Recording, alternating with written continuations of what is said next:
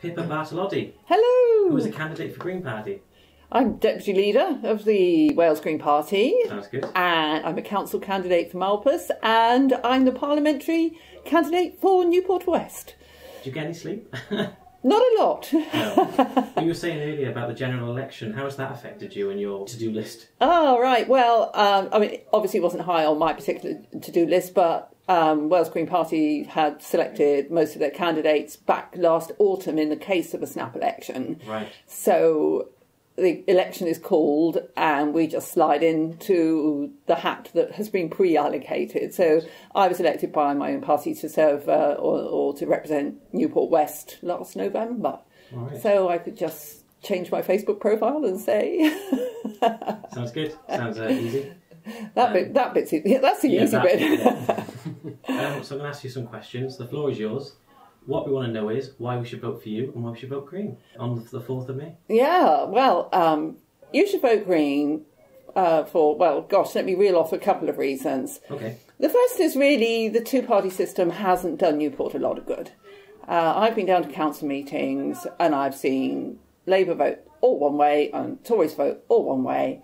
And I would bet with you, you know, if I was a betting person, a sizable bet, that most of those councillors hadn't read the documentation, that there hadn't been sufficient scrutiny, and they were voting the way they were told to vote. Now, that's not proper democracy to me. You need to challenge what's happening. You need to scrutinise the documents. And, you know, Newport is a great place. We've got great architecture. We've got great people. There's a lot could be happening here, but I feel the two-party system is wrecking it. And I want to get in there and challenge what's going on. So that's just one reason. Do you think it's realistic to get rid of this two-party system? Yeah, well, I do think it is possible, but we are in a situation where people vote in fear rather than in hope. So you get a lot of tactical voting. In other words, I'll vote for them because I'm afraid they'll get in, or, you know, the others will get in. And that's not very democratic either, because you don't get a true reflection of what people actually want. You get a reflection of what they're afraid of. And I would like that to change. I would like people, new voters especially, to think pretty hard about, you know, prolonging the agony of a two-party system by voting for fear, instead of opening the way to more coalition-type systems where people sit and debate what is good for where they live rather than against another party. Right, okay. So if you're elected, what will you focus on? What will your policies be, personally? Well, I've got about 10 pledges on my election leaflet, which is here. And I suppose two really important ones, if I not to bore you, it would be to cap the top public sector salaries. We've got people in Newport earning 120,000, 130,000. This is an age of austerity. We've got homeless people on the street.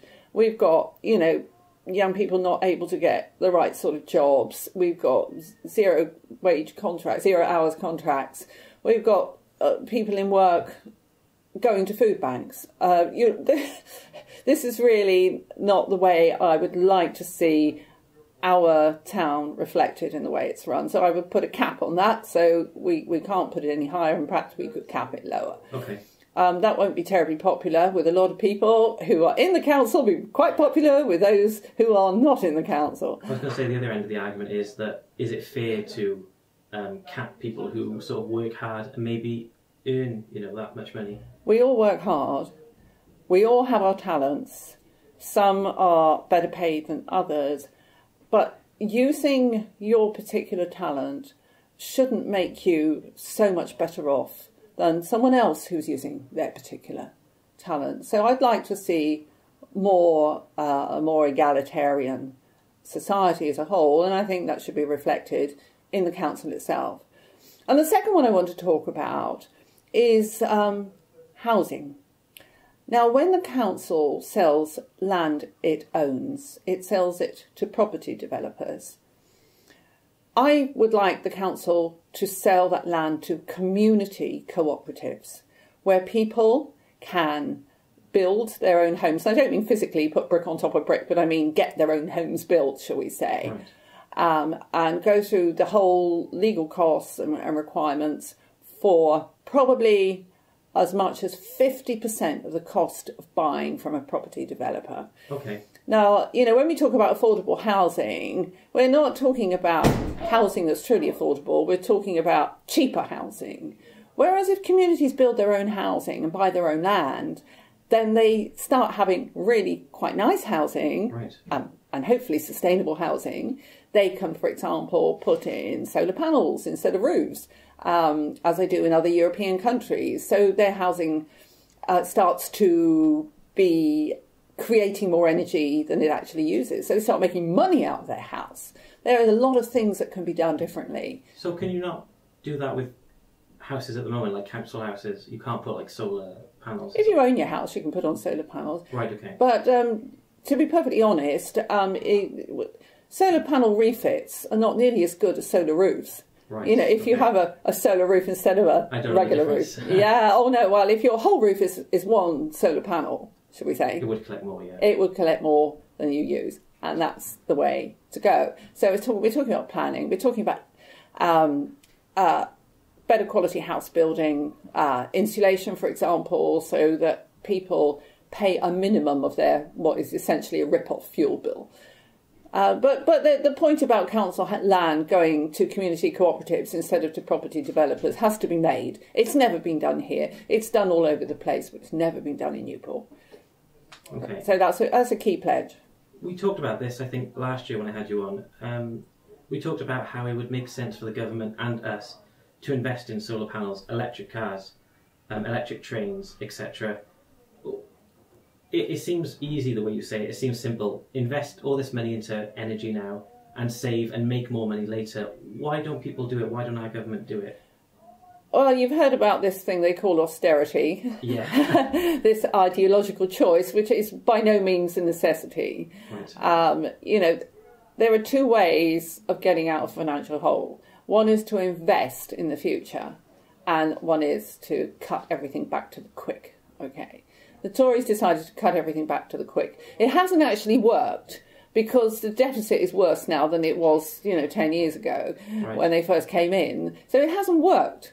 But the drudgery and hardship for so many people, which has resulted from these austerity measures, really was never necessary in the first place. You could invest in infrastructure that is going to build jobs for the future, good jobs, steady jobs. And the renewable industry is but one part of where you should be invested in the future.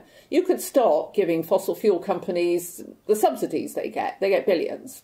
It's not always in a direct subsidy, but, we've got a topsy-turvy world where the fossil fuel the polluters get the subsidies and the green energy gets cutbacks. So it seems to me that, particularly in Wales, where we have so much renewable energy, renewable energy, it's limitless, it's there forever. Why not invest in that and get jobs here? Why not get Wales as an energy confident nation instead of having to import oil and gas from the rest of the world? Again, I'm going to mention how realistic it is. Is it realistic to invest in that long term and still carry on putting money into education and stuff? Can we afford both? Can we afford the short term running of the country and the long term projects? Yeah, we couldn't afford it out of cash in your pocket. Right. But either you borrow to pay off debt or you borrow to invest.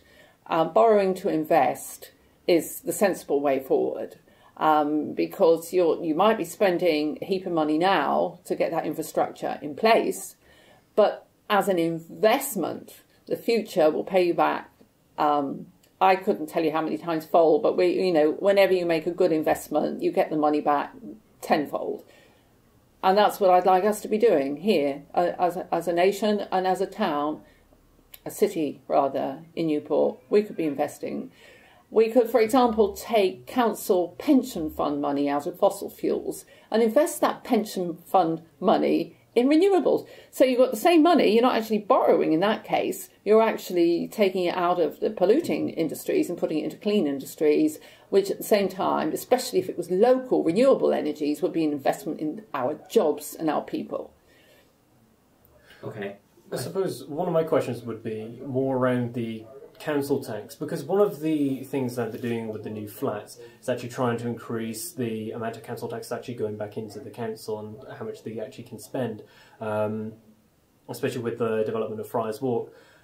But one of the things that I'm noticing is that the population of Newport seems to slowly being drifted over to Cardiff and Bristol. So people seem to be leaving, especially students.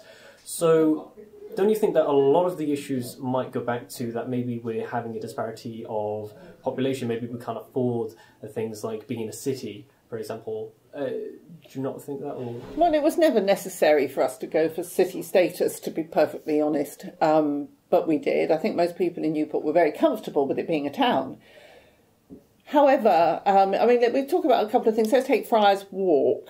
The wrong thing at the wrong time. The bottom is dropping out of retail. You look at the figures from any retailer and you can see that trading is not good. More and more people are moving to internet trading. We always knew that would happen. We couldn't have foreseen the pace of it, but it's happening very, very quickly.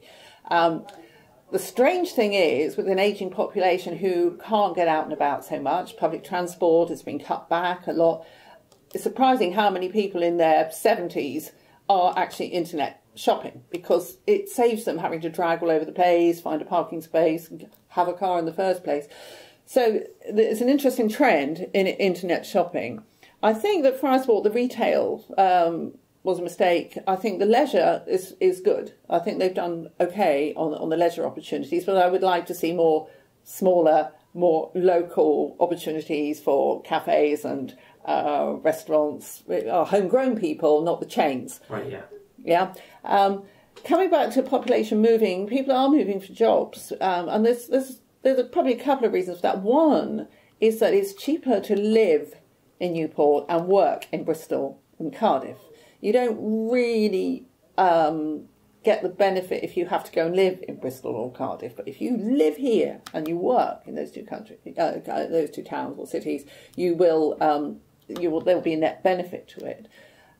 But of course, the other problem is with congestion on the roads. Nobody really wants to sit in congestion, but you'll get that. And to ease that, we need a metro system running across South Wales, without doubt. Another infrastructure development which is clean, electric trams and trains, which will serve people, get traffic off the roads, stop the pollution, improve the health, and make us all more mobile. How much was spent on Friars Walk? 90 million. What would you have done with 90 million? Right, well, I would... But what would you do now, I suppose? Yeah, I mean, what I would have done at the time, and I put these ideas to Newport, to the council, and to the agencies who were forming the plans, is I would have created a niche for us, a niche of artisans. There's no point being a little Cardiff or a little Bristol or competing with Cwmbran. I mean, there's no point. Plus, we've got Spitty Park with heaps of retailers in there. What we needed was to create a city feel which would attract people for the difference, not for the same. Yeah, nobody wants to see another Body Shop, or another, Marks and Spencer's, or another Clone Town. What we want to see is opportunities for our people and local people to create their businesses. I would have had a green space in town, a small park, if you like, where people could sit out with trees and what have you, and around the edge of it I would have put small units for cafes, for restaurants, for local craftspeople, artisans, etc., to create a hub, a cultural hub that makes money and that would attract people who don't want another clone town. We would have had Debenhams, that's fine. Having a department store is fine, although I wish it wasn't just a box. I wish it had a small architectural merit to it, which unfortunately it doesn't. Right. But yeah, I would have spent it differently, and that would have cost hardly anything, by the way, in comparison. And I would have put the rest of the money towards a metro system that would get people in and out of Newport quickly, easily and cleanly. Okay. I think... when it comes to Friars Walk, I don't know if you'd agree with this, but I think when they were investing into business was slowly slipping out of Newport. And I think when they were investing into Friars Walk, it was more of a sure deal. You had people that were competent, you had companies that knew what they were doing. So when they put these businesses in, it was reassured that they'd make revenue out of it. Whereas investing into local businesses and local entrepreneurs would have been a risk. And at the moment, I don't think, for me at least, going by what stats I know, like 9 out of 10 first businesses do fail. A lot of people wouldn't want to take that risk into business, or maybe it might be hard to find that entrepreneurial spirit that Newport used to have. So I suppose my question would be is, do you not feel that it was better to go with Friars Walk because it was more reassured that that would be an investment as opposed to risking the people of Newport and what their business ideas would be? I think there was never any certainty it would be a good investment. With Spitty Park and with Cwmbran, we were just providing more of the same, with possibly less of the benefits like parking, free parking, etc. Plus we have a beautiful high street, which is just gorgeous. If you look up, I'm really proud to be part of Newport and to look at some of our lovely old architecture. And what we did was just draw what was left in our high street into Friars Walk. And that's enormous sadness to everyone I speak to, because we were proud of our high street, and although it was a bit cloney, or was getting a bit cloney, we still liked it because there's a smack of individuality provided by the architecture of the place, which is lost when you go into boxes. I mean, some people in some of those shops wish they hadn't moved out. To be part of it. I've spoken to some of the managers, and I'm not going to name any names, but not on air anyway, who wish they were back in the high street because it was a better atmosphere. And of course, the downside of the Friars Walk as it's been arranged at the moment, if you've got the back of those shops, which are just brick walls essentially, so they add nothing to the other side. They're just one face. And I just think it was a missed opportunity to do something more exciting. But, you know, I think the leisure side of things worked well. I think there's kind of two questions to that then. It would be, what city would you say that we should have taken influence on when it came to the design of the architecture? And alongside that, what do you think, what is your opinion of what happened to the Charter wall? Oh, you mean the Chartist? Yeah, the mural. Sorry, yes. The Chartist mural. Good Lord, I was there trying to stop the bulldozers, okay? I heard because I had a friend working in John Frost Square who texted me quickly and said, Pippa, they're ripping it down. So I'd shot straight down. We did have a mass demonstration planned for the Saturday after, I think it came down on Thursday, which the council knew about. I think it was a very bad move. I think it was callous. People liked that mural. It was... it told a story very, very clearly, and it was our heritage, and people really liked it. It was colourful, and, you know, I used to take my kids along when they were little and tell them the story of the Chartists, because you could, as you walked along, and look at all the different characters. And I think the council was wrong and underhand in the way that they did it. They needn't have smashed it as they did. They just hit it with the bucket of a JCB over and over till it fell to bits. It was horrible to watch, and I saw it.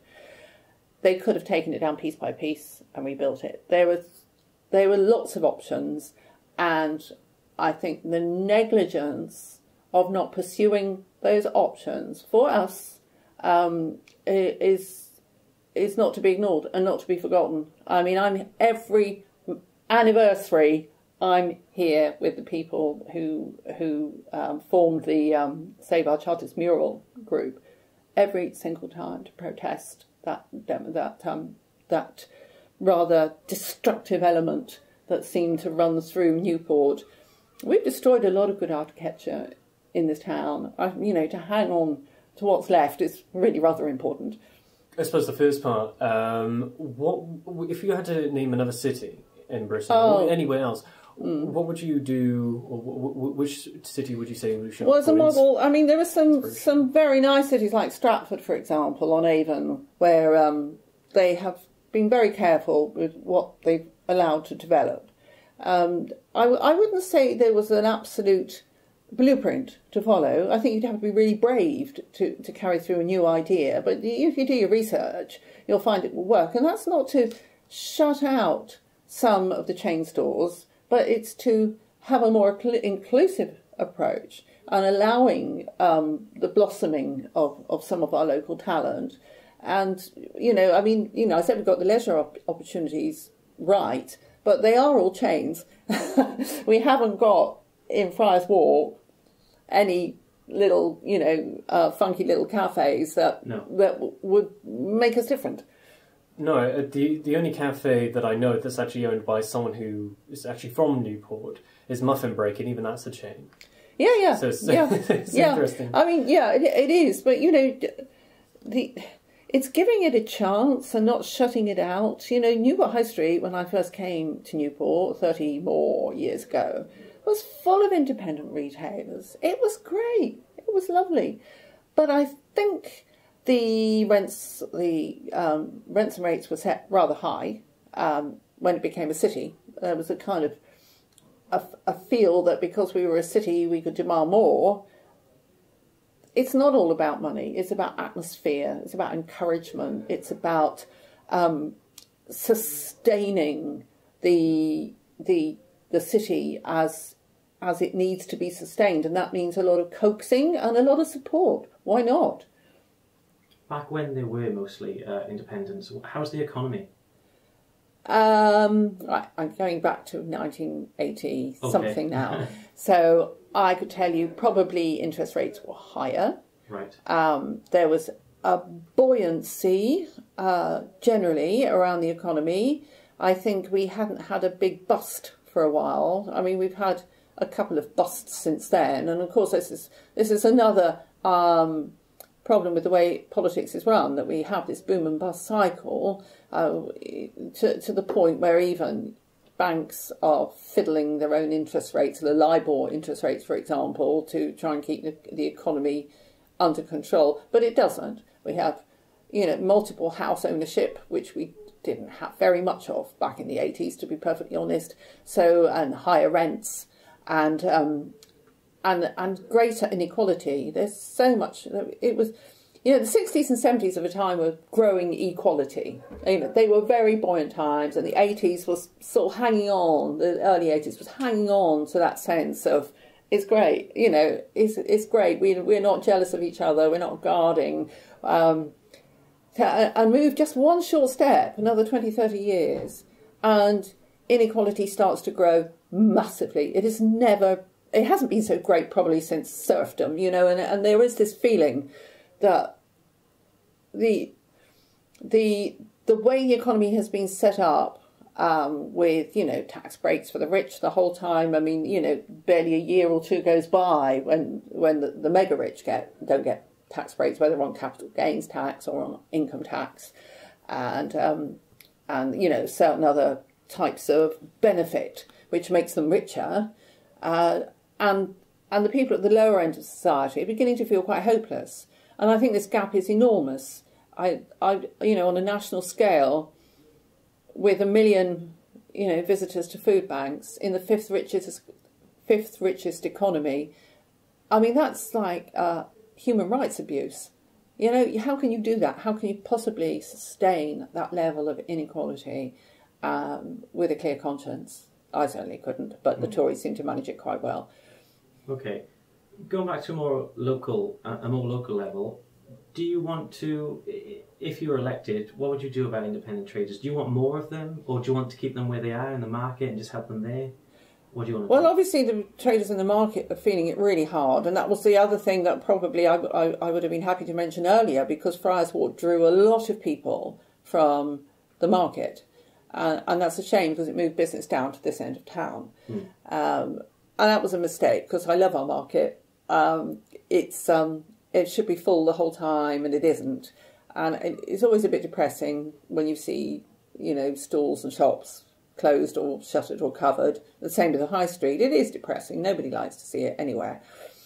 So, the market does need a boost. I mean, we are where we are with Friars Walk. It's no good pretending, we can't put the clock back, really, much as I'd like to demolish most of it.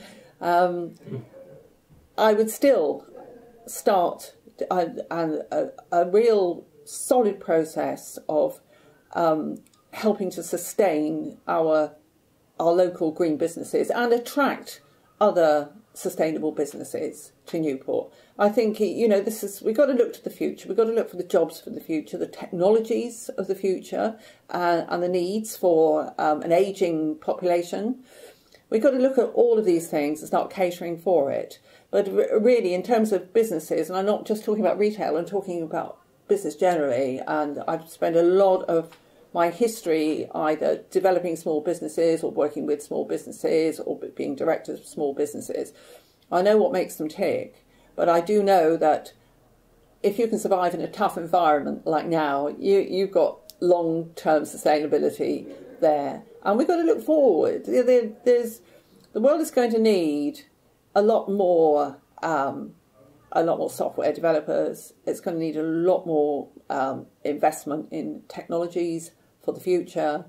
And we're not just talking about sustainable energy. We're talking about all the support systems that help drive that. I mean, windmills have a lot of software to help them work, to optimise them. The Sustainable House of Tomorrow will also have a lot of software. So you want to minimise a human interface and maximise what the technology can do for you. So you're not like me running around switching things in and on and off depending on whether the sun's out or not. As my family will complain, you can't have a bath tonight, the sun hasn't shone. So, we need to overcome this, and we need to work on the things we need for the future, like storage of energy. There is so much that needs to be done for the future, but in this country, we are prone to looking back to the older industries. And whilst I would protect our steel industry very heavily, because the future needs good quality steel to help it forward. Always, yeah. Yeah. I would be doing things to help us generally to become more sustainable. And that means more electric charging points, more maybe electric bicycles and opportunities for people who, Newport has got a lot of hills around it and I push my bike around just as much as I ride it. So we need to create opportunities for people to be able to fall into this new way of doing things. And, whilst we're talking about transport, clearly I have an electric car. It's brilliant. People still think that they only have like a 5-mile radius. I'm sorry, mine has a 123-mile radius. And, that's quite good, yeah. And the next model will have a 250-mile radius. So, and this is all, car manufacturers investing in storage and generation.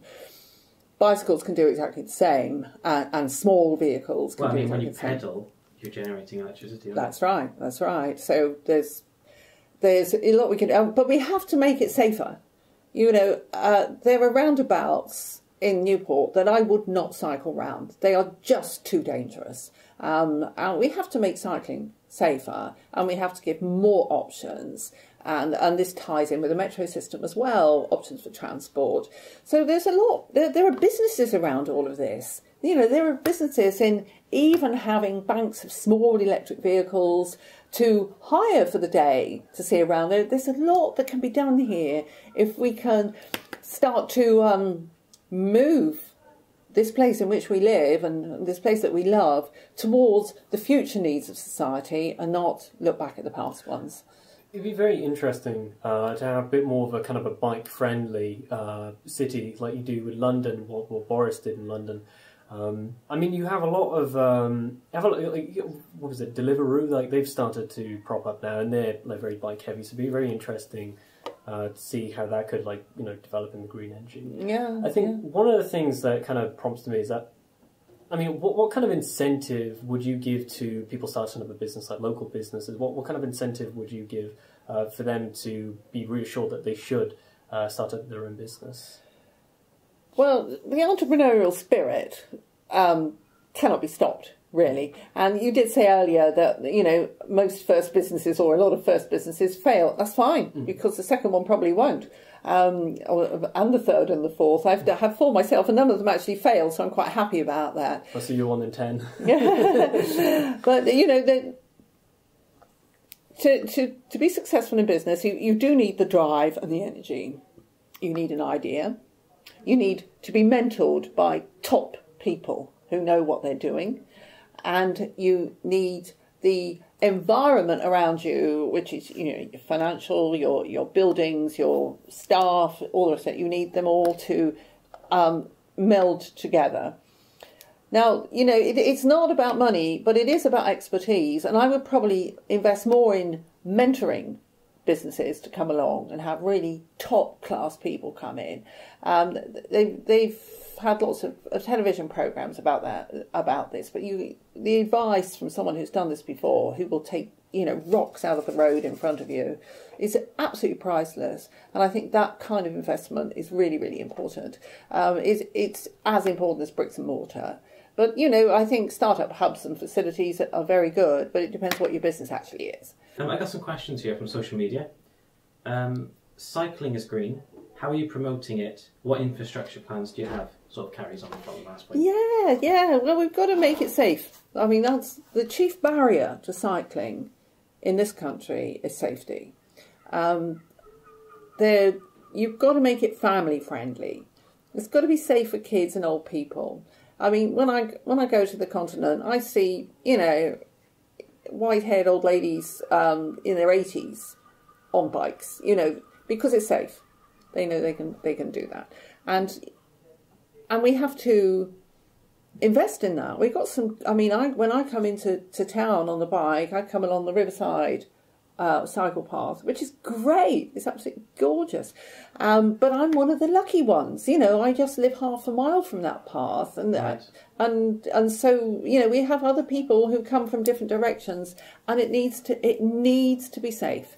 So you have to separate the cars from the bikes for it to be safe, and you have to make the cycle paths big enough for families, to travel, with their kids. I'd like to see two parents and a couple of kids cycling. It's a lovely sight to see. We need more cycle paths.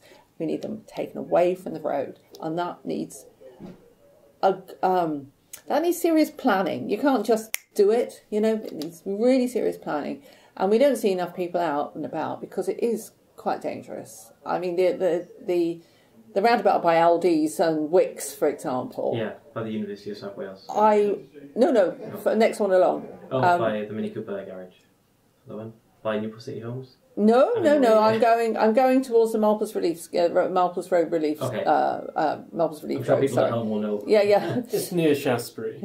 Right. Okay. It's one by Shaftesbury. Yeah, it's in Shaftesbury. Yeah. That's right. Yeah. Where the Rising Sun. Which is not the Rising Sun anymore. Yeah.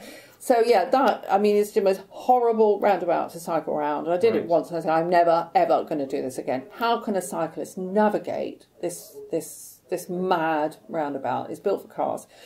But the same goes for pedestrians as well. I mean, it has to be safe for pedestrians too. When I walk from Newport Station to my home in Malpas, I go up Bringlass Road and over the top. To get from Newport Station just to the other side of the road is a nightmare. I mean, clearly the people who plan these road systems have never walked them. I mean, you actually bang your head if you're not careful and it's dark on the flyover, the Malpas Road. Right. If you're not careful, the lighting's really, really bad. Then you have to walk over cobblestone. I mean, it's just insane for a pedestrian. I still do it though. So safety, I think, has to be our first thing. We need that infrastructure. We have cars queuing up for the car parks in Newport. Many, many times in a day I see queues going in under Debenhams and various other places. Well, just imagine what it would be like if you could take even half of those cars out of Newport. Think how much cleaner the air would be and how much more pleasant the place would be if you had to replace those cars with bicycles. It'd be cool. That's a nice vision. I think, unfortunately, though, it's not a government thing. You'd have to persuade people. It's a people thing, that is, I think, isn't it? It's a council thing. You build it and they will come. You've probably heard that expression before. It never fails. There isn't even a cycle rack in Newport. Right. Okay. I have to tie my bike up to a bench. It's hopeless. Absolutely hopeless. Yeah. I mean, I have asked, I have begged. When they were building Friars Walks, I said, and can we have a cycle rack? There's no cycle rack. Right. Plus, if you want to go upstairs, you either have to carry your bike up the steps or squash it into a lift. I mean, it is not arranged for a sustainable transport mode at all. That was actually one of the things I found quite disappointing, actually, not having a cycle rack, because I think the closest thing we have to a cycle rack is down there, and that's for motorbikes, and that's about it. That's the only one I know about. Yeah, that's it. That's it. And you think that they would have something like that? It's not encouraging, is it? No. I mean, how much does a cycle rack cost? Practically nothing, really. No, I mean, once you put it down, I mean, you don't really have to do anything. People kind of look after it themselves. I mean, nobody's knocking them down or anything. No, no, it's a no-brainer as far as I can see, but they don't exist. Or at least I've never found one. And I have asked. And when they're building Friars Walk, I mean, the least they could have done was put in a cycle rack. But the problem is, with the steps and the lifts, you're always going to have to leave your bike somewhere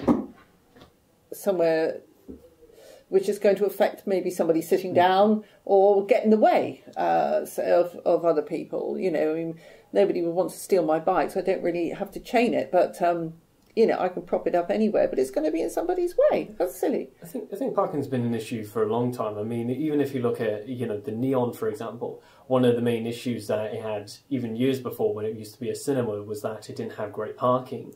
And it seems that Newport has quite a lack of space. So if there was to be, say, a solution to, I don't know, say they would create a new car park, for example, where would it exactly go? That's always been kind of one of my questions. Where would you make a car park? Well, they put one under Debenhams on a Friars Walk, but there's no charging points for electric cars, right? And that's insane. The infrastructure, it's not there. It would be great if I could park and charge up at the same time. It'd be brilliant.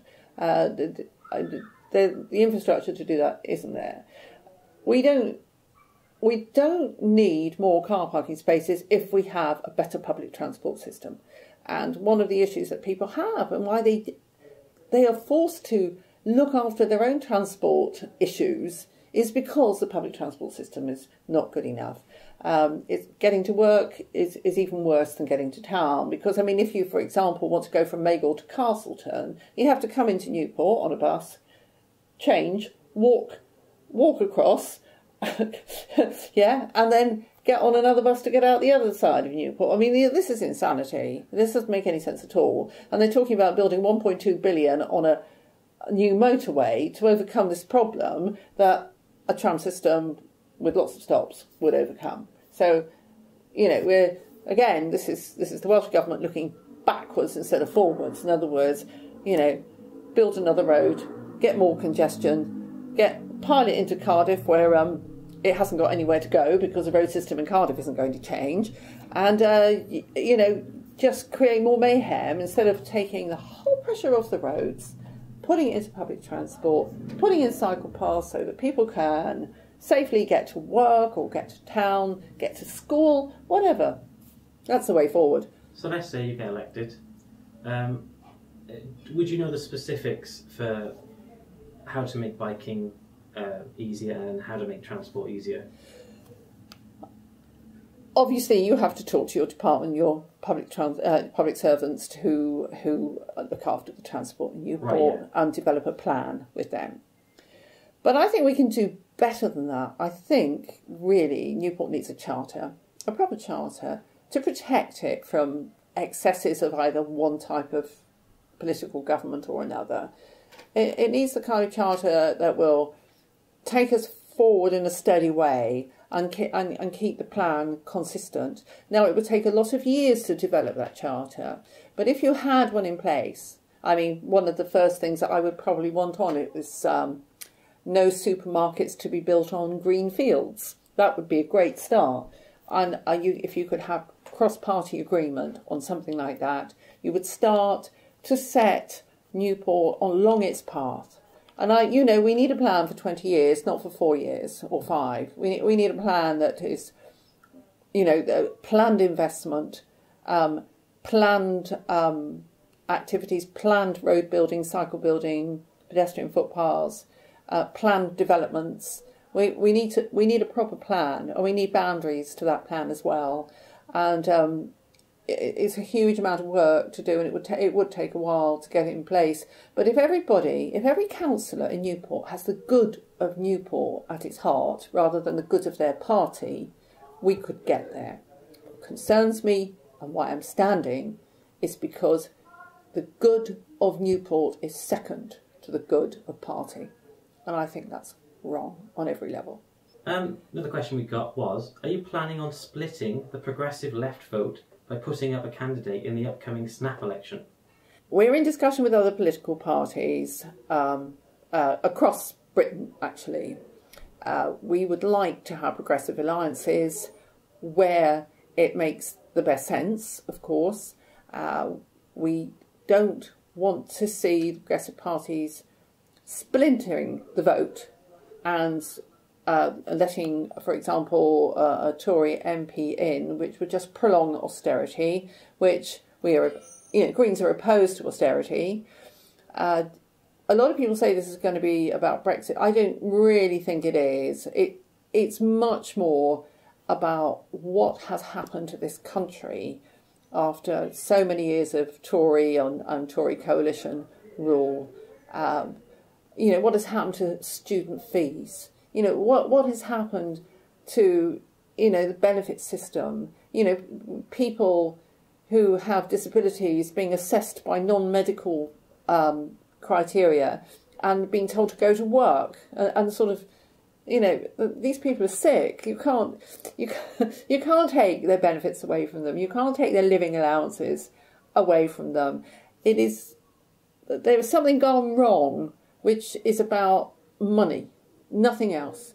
We're not so short of money. I think we're the 5th richest country in the world. What's going on here that we have to keep stealing from the poorest in society? Where is the money going? It's being filtered out of the mass of ordinary people into the pockets of very few mega rich. They're getting richer and richer. Some of them have got more than 30% richer. These are people who are already billionaires since austerity. You can see where the money's going. And it's certainly not coming into Newport, that's for sure. And that's my primary concern, is the place where I live. I feel that people have had such a rough deal. They're, even if you look at nurses, their pay is being capped by 1%. I mean, these people are so important. The health service is it's near collapse. And it's no good people saying, they're having more money than they ever had before. There are more people than there ever were before. There's an ageing population with complex, expensive needs.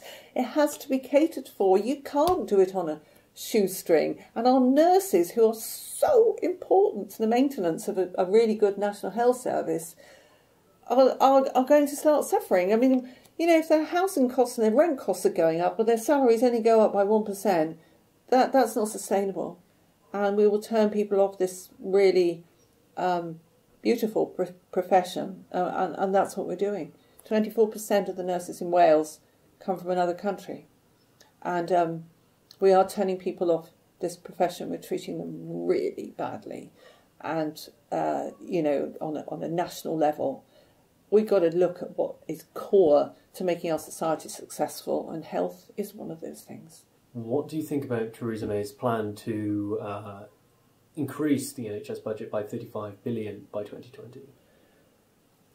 I've heard the Tories make grand gestures and go straight back on them. Whether it was the Dubs Amendment for refugee children, whether it was the zero carbon housing policy that was in today and gone tomorrow, whether it was the supporting of green industries, which got slashed completely. I've heard nothing but lies. I don't even think anything about anything they say, because they go back on it all the time. And it's a waste of my brain power to think about it, to be perfectly honest. I mean, whatever is promised is very likely to be withdrawn. The proof will be in the pudding. It will, and I've eaten too many of these puddings already, thank you, and they taste pretty bitter.